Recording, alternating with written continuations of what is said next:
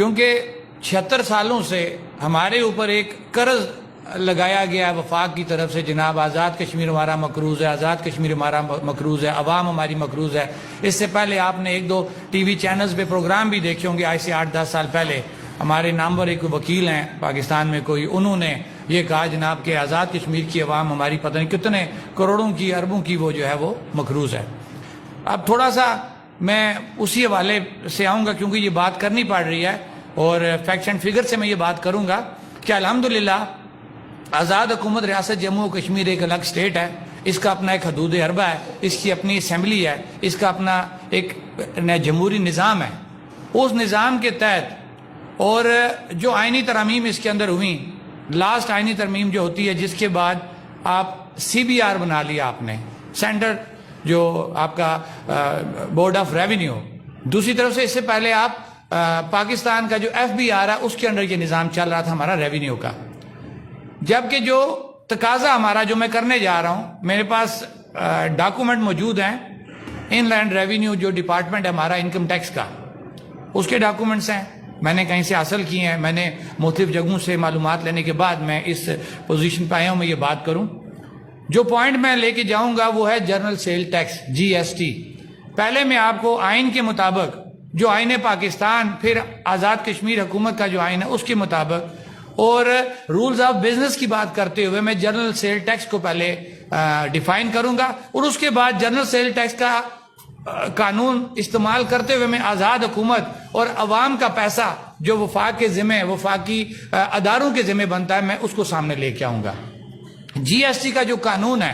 یہ 1990 میں لاگو ہوا، نواز شریف صاحب کی حکومت تھی، چنگیاں ختم کی گئیں اور اس کے بدلے جو ہے جنرل سیل ٹیکس لگایا گیا۔ جنرل سیل ٹیکس یہ ہوتا ہے کہ جو بھی چیز کسی جگہ سے پیدا ہو، پروڈکشن اس کی ہوتی ہے، میں اس کی آپ کو مثال اس طرح دوں گا کہ یہ پریس کلب کا آتا ہے، پریس کلب کے اندر ایک فیکٹری لگی ہوئی ہے کوئی بھی چیز بنانے کی، یہ مائک میرے سامنے پڑے ہیں، یہ پریس کلب یہ جو مائک ہے یہ بناتا ہے۔ GST کا قانون یہ کہتا ہے یہ مائک جب یہاں تیار ہو جائے گا، یہ مائک جب پریس کلب کے دروازے سے باہر نکلے گا تو اس کے اوپر GST لگنا ہے۔ یہ ہے GST کا قانون۔ یہ بیسک چیز آپ کو سمجھانے کی، یہ میں نے نہیں بنایا، آپ نے نہیں بنایا، یہ آپ کا قانون جو رولز آف بزنس کہتے ہیں، جو آئین پاکستان، جو آزاد کشمیر کے آئین کے بعد آگے تمام چیزیں تقسیم کرنے کے لیے رولز آف بزنس یا سروسز رول وغیرہ کو سامنے رکھتے ہوئے چیزیں بنتی ہیں، یہ میں آپ کو اس میں سے بات کر رہا ہوں۔ اب ہمارا اس میں کیا مطالبہ ہے، ہمارے ساتھ ہوتا کیا رہا؟ میرا مطالبہ یہ ہے کہ آزاد کشمیر کے اندر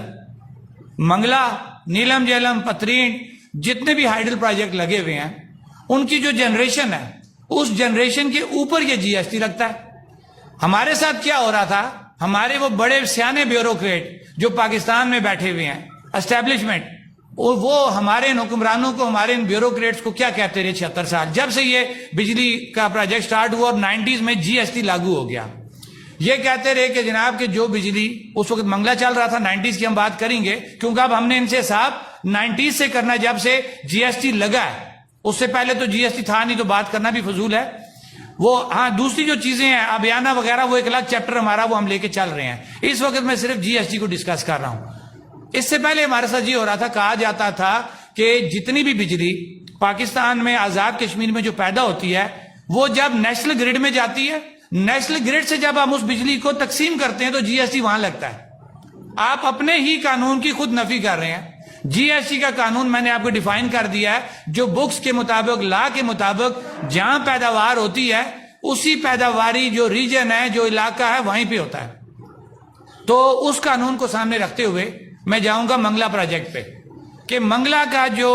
ایریا جہاں پہ ہمارا یہ پروجیکٹ لگا ہوا ہے، چاہے وہ ڈیم ہے، چاہے وہ ٹربائنز ہیں جو بجلی جنریٹ کر رہی ہیں، بیسیکلی جب ٹربائن گھوما بجلی نکلی GST لگ گیا۔ میرا جو موقف ہے کہ آزاد کشمیر حکومت کا حق بنتا ہے، اس کا قانونی حق ہے کہ جو بجلی منگلا پروجیکٹ سے بن رہی ہے وہ 90 سے جب سے GST لاگو ہوا ہے اس کی پرسنٹیج چینج ہوتی رہی ہے، وہ 7-8% چینج ہوتے ہوئے آج 18% پہ آ گیا ہے۔ تو جب سے یہ لگا ہے تب سے آج تک جتنی بھی بجلی پیداوار ہوئی ہے نہ GST لگنے سے لے کے آنورڈ، اس تمام پہ वफाकी इदारे, वो कंपनियां जो बिजली पैदा कर रही हैं आजाद कश्मीर के अंदर से, मैं मंगला को ही डिस्कस करूंगा, बाकियों का तो आप वो खुद भी एडमिट कर गए हैं, नीलम जेलम का वो खुद एडमिट कर गए हैं, तो मंगला का आपको साथ देना पड़ेगा। मैं आपको छोटा सा एक फिगर बताऊंगा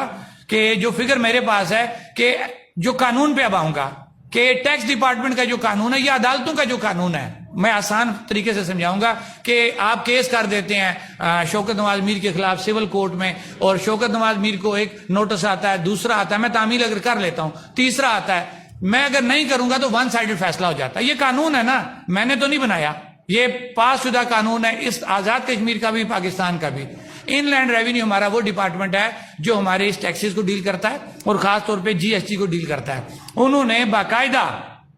जो पाकिस्तान की वो अदारे, वो कंपनियां जो आजाद कश्मीर की हदूद के अंदर बिजली जनरेट कर रही हैं, उनको उन्होंने जो फैसले सुना दिए हुए हैं, जब उन्होंने कोई रिप्लाई नहीं किया तो कानून ये कहता है कि जब कोई रिस्पॉन्ड नहीं करेगा, आपने प्रॉपर नोटिस उसको जारी किए हैं, तो अदालत के पास ये इख्तियार होता है कि वो वन साइडेड फैसला कर दे। जो फैसला जात हुए हैं उसके मुताबिक, मेरी बात नहीं है ये, जो कानून के मुताबिक इनलैंड रेवेन्यू आजाद कश्मीर ने जो वफाकी हुकूमत के जिम्मे, उन अदारों के जिम्मे जो आजाद कश्मीर से बिजली पैदा कर रहे हैं, उनके जिम्मे 251 बल्कि 252 अरब रुपया उसके फैसले कर दिए, और जो अभी जेरे कार हैं फैसले वो तकरीबन 50 अरब रुपए के हैं। ये तकरीबन 300 अरब रुपया पाकिस्तान हुकूमत के जिम्मे कानूनी तौर पे आज मैं ये साबित भी कर रहा हूं, और ये आने वाले दिनों में साबित भी हो जाएगा। हमें उसके बाद हम अब आपको कुछ दिनों में पूरे यूनिट जो 90 से लेके आनवाड़ी इस वक्त तक उस प्रोजेक्ट ने जनरेट किए हैं, हम वो भी सामने ले आएंगे। फिर उन यूनिट्स को ज़रबें दी जाएंगी उस टेन्योर के हिसाब से कि किस अरसे में परसेंटेज क्या थी जीएसटी की, किस अरसे में क्या थी। ये तो अरबों रुपया बनेगा। ये तो मैंने अभी आपको 300 अरब रुपया निकाला है वफाक के जिम्मे, ये मैंने नहीं निकाला, ये हमारे अदारों ने निकाला, जिन अदारों को तस्लीम किया जाता है उन्हीं अदारों ने ये निकाला हुआ है। अब होता क्या है कि जिसका जोर चलता है उसी की बात सुनी जाती है, आज तक किसी ने नहीं पूछा। लिहाजा जब हमारे साथ कोई हिसाब करेगा, हमें कोई भिखारी कहेगा, तो फिर हम उसको बताएंगे कि इस भिखारी के वसाइल के ऊपर तुम लूट मार कर रहे हो 76 सालों से।